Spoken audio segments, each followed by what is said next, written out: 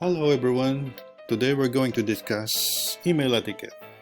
So you're going closer to college life, or maybe you want to enter the workforce.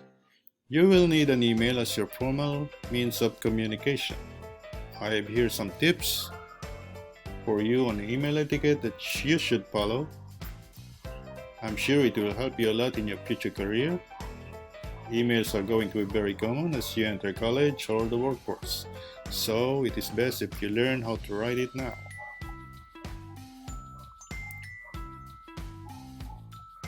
Email is just like the traditional mail, but it is without pen and paper.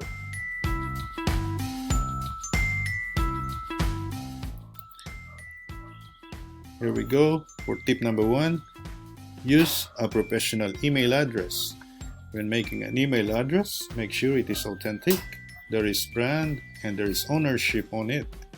Hotmail, Gmail, Yahoo, or AOL were all fine, but it will be more appropriate if you will match your email address with your school or company's domain name to your address. Tip number 2. Make your subject short and informative. Your subject line should catch the attention of the recipient.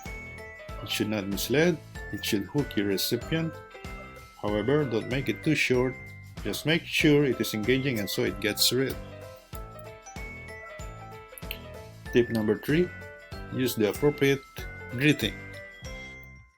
Starting your email with an appropriate greeting is crucial. It gives the recipient a good impression of yourself, and you need that impression to be always positive.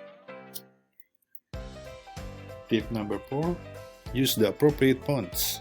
Knowing the best fonts and sizes are also crucial. Some of us may be too creative and we want to use fancy fonts.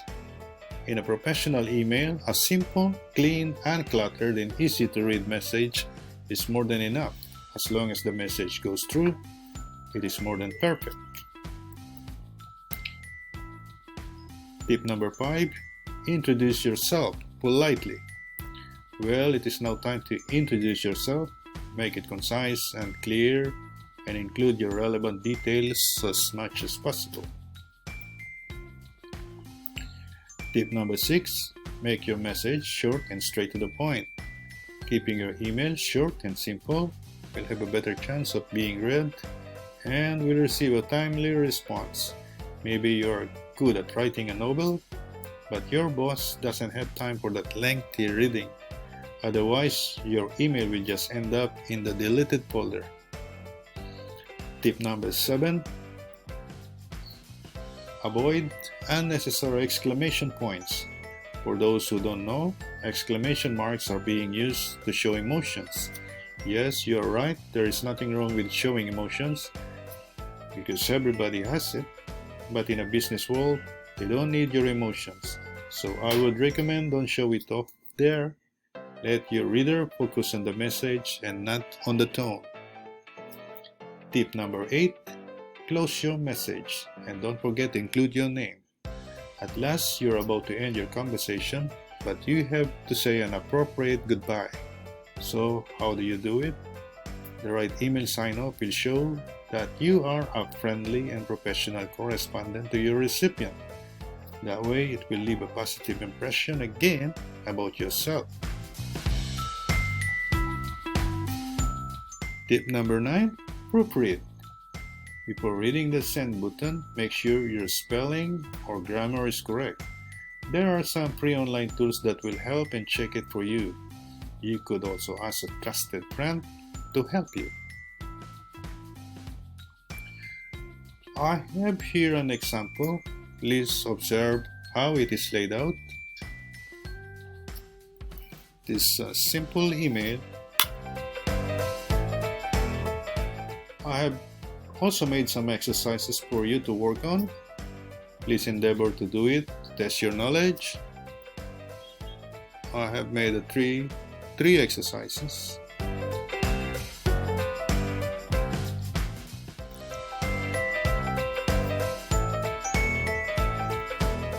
I have inserted a video for you to recapitulate. Please have a look as well. Welcome everyone to this new journey of distance learning. We've been communicating with each other through Google Classroom, Instagram, and the Remind app, and some of you all are starting to email me, so I just want to be sure to use this moment as a teachable moment and talk about email etiquette. Number 1, make sure that you create a clear subject line. So let the teacher know why you're emailing them. Are you emailing about makeup work, missing assignments? Do you have a question about a specific assignment? All of that can go into your subject line. Next thing you want to do is make sure that you are appropriately addressing the teacher. So consider using something such as hello or hi, followed by the teacher's name. Next thing you want to do is make sure that you properly introduce yourself. Some of you are sending emails from email addresses that don't have your name in it, so make sure the teacher knows who they are communicating with. Number 4 is a very important tip. Make sure that you are being as detailed and respectful as possible. Let the teacher know how they can assist you. And lastly, you want to make sure that you are ending your email with an appropriate closing. So consider writing sincerely, followed by a comma, then skip a space and type your first and last name. Thank you all for watching this video. I hope that the tips are going to be very useful as we continue to communicate with each other virtually.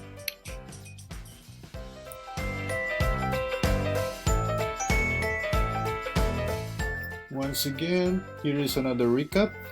Here are some catching questions. I'm sure you now know the answers. So that is all. I'm sure you can now write your first proper email, and please don't forget to answer the activity exercises and post your answer to our Google Drive. Good luck to you all. I hope you learned something from this short video. See you all in Google class. Thank you and have a great day, everyone.